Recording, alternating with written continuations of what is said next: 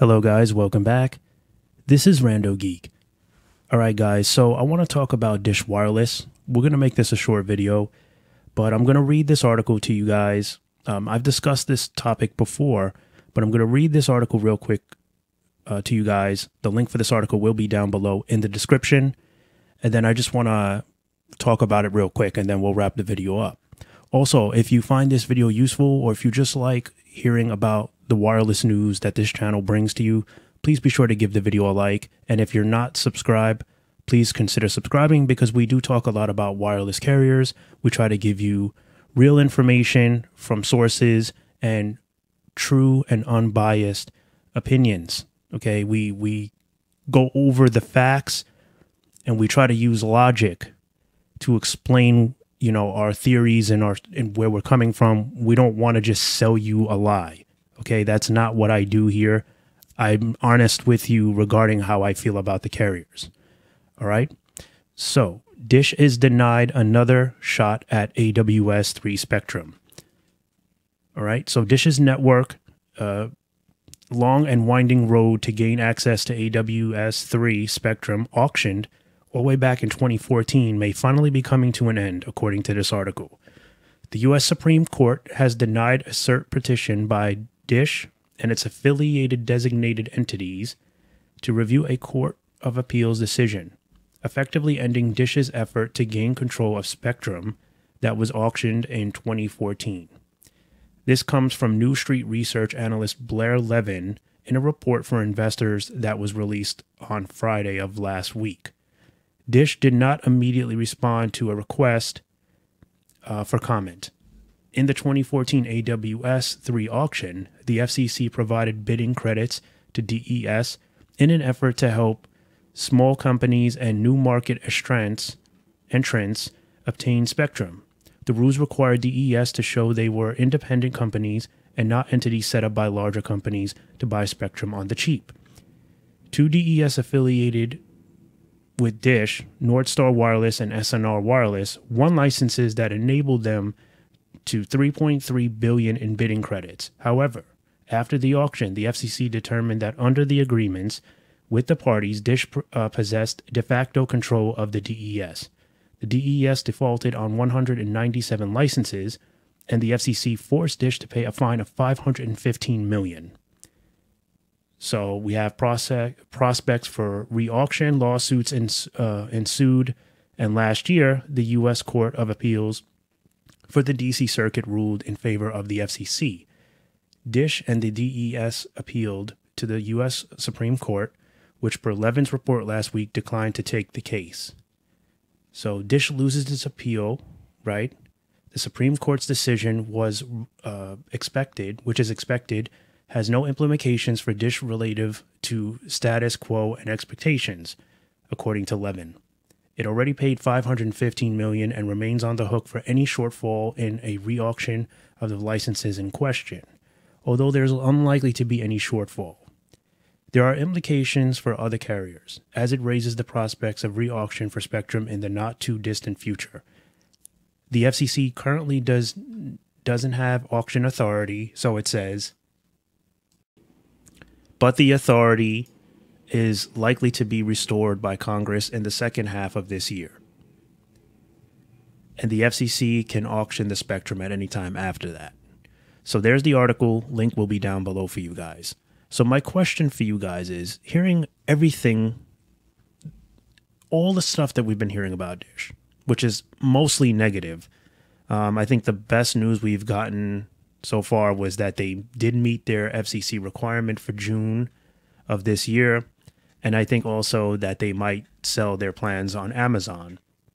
Of course, there was talks about a possible merger with Amazon, which would be obviously the best thing that can ever happen to Dish. It's unlikely at this point, but I wouldn't rule it out completely. But other than that, which, it's not bad stuff, right? Meeting the requirement, that's good. That means they still have some juice left in them, right? That they're not washed up yet anyway, right? And then, a possible partnership with Amazon to build a wireless plan would be absolutely incredible for Dish, right? And it would shake up the wireless industry. That's how I feel. But my question to you guys is, do you care if Dish Wireless were to say, we're done? We bow out. We have nothing left. We're in debt. We can't do it. We just can't compete. How many of you would like to see that? Because I've spoken with a number of people who want Dish to leave so the spectrum can be divided into the 3 carriers. Now, I'll be honest, I'm not really in favor of that. And here's why. One of the things we liked about all these carriers, right, is that there was 4 big carriers at the time, and then there's a bunch of little other carriers, right? Let's be honest. When you buy a phone, don't you like to try different carriers? Don't you like to try Visible? Don't you like to try Cricket? Don't you like to try Metro? Why not just try at&t, Verizon, and T-Mobile? Why use subsidiaries? Why use MVNOs? I'll tell you why. You like options. You like choices. You like deals. You don't want to pay $100 for 30 gigs. You want to pay $20 for 30 gigs. Or you want to pay, even better, $25 for unlimited. This is why you use MVNOs on top of your top 3. You're not really sure if you want to stay with the top 3 because it's expensive. And are you really getting much? I'm not denying that the top 3 aren't great, of course. That's why they're the top 3. And at the end of the day, they're all affiliated, right? These are their companies. These are watered down versions of their plans, of their network. Except for Visible. Visible was honestly excellent. Now that they're on Verizon's, pure 100% Verizon's network, it's excellent for the money, right? Visible is amazing for the money. Let's be real.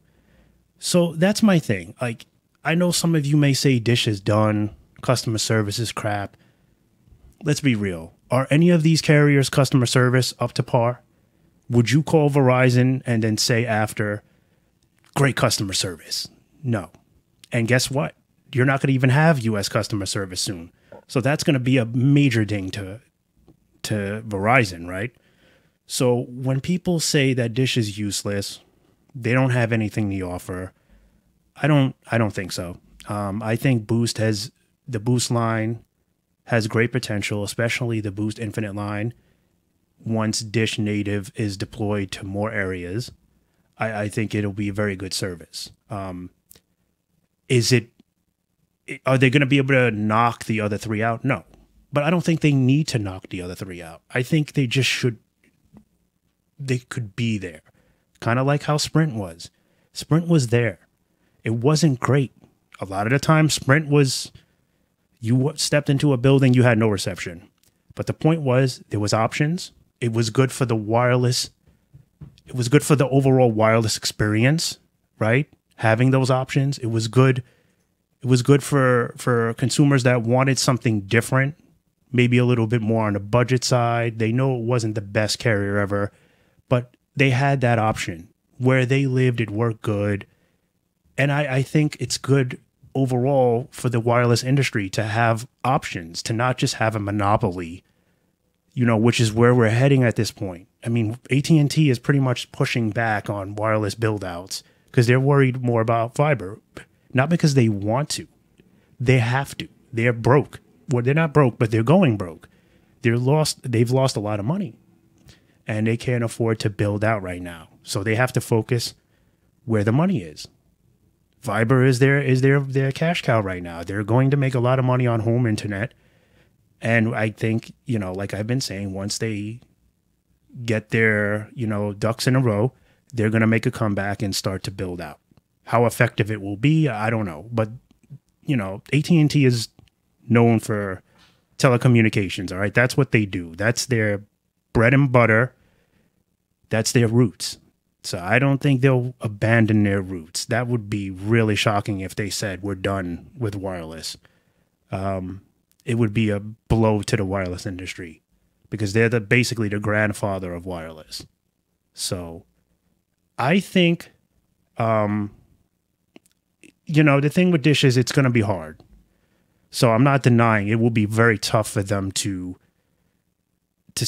maintain. They've already said that they're going to be taking a break, right? Because they also do not have the money. They've lost a ton of money. You've read the article. They've lost $515 million just in this lawsuit alone, plus additional fees. Then they had data breach issues, which they lost more money. And just the overall 5G build out has been draining their pockets. So I'm not denying that Dish is going to have a hard time maintaining. The best thing that could happen is that they have success with a partnership with a company like Amazon. That would basically would breathe new life into them. But we can't really hold on to that too much because it's just a fantasy at this point. There hasn't been any other discussion. So I'll be honest, I would like to see a fourth big carrier just because it's nice to have those options. I think it's good for the wireless industry overall to avoid a monopoly. It's kind of like banking. Would you want just one bank? Even if you have a favorite bank, even if you have a favorite carrier, that's respected. But do you really want just one? Like a lot of people love Verizon. That's their home network. That's the one that they go to for everything. Many people are always saying Big Red is the king.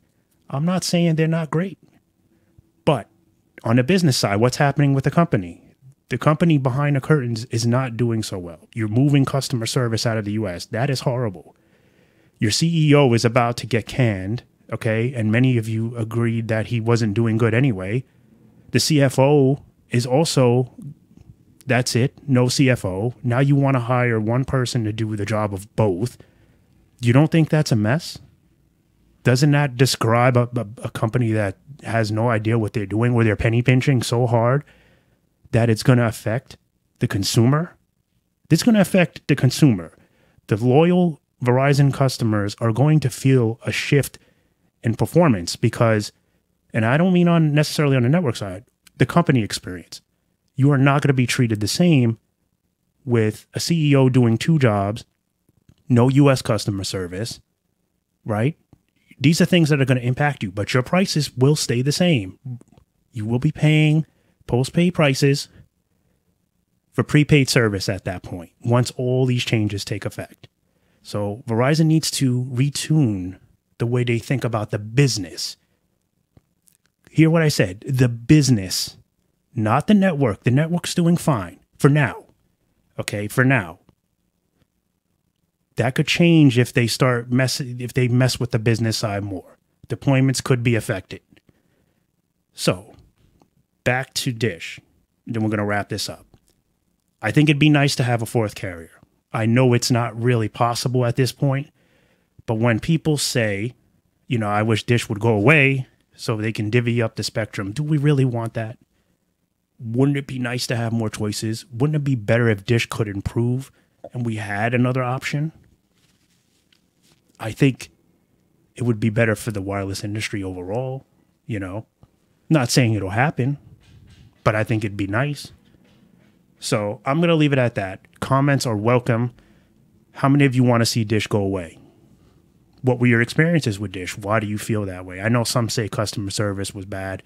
We know the Dish network, the cable side, they've made mistakes. The company's been around for a long time. It happens. We could agree with that with Fios too, right? Verizon's home internet, right? Their fiber, the fiber works good, but the customer service isn't always good. I've had poor experiences with Verizon's fiber customer service. You call them and they have no idea what they're talking about. You have a problem with something, they'll go and say it's your router. No, it's your line. You're having an outage or something, and it happens, right? We all know that, but they don't even know what's going on sometimes within their own network. So I'm going to leave it at that. Link will be down below in the description for you guys regarding this article. Let me know how you feel. All right, guys, as always, I want to thank you for stopping by and watching, and I'll catch you in the next one. Bye for now.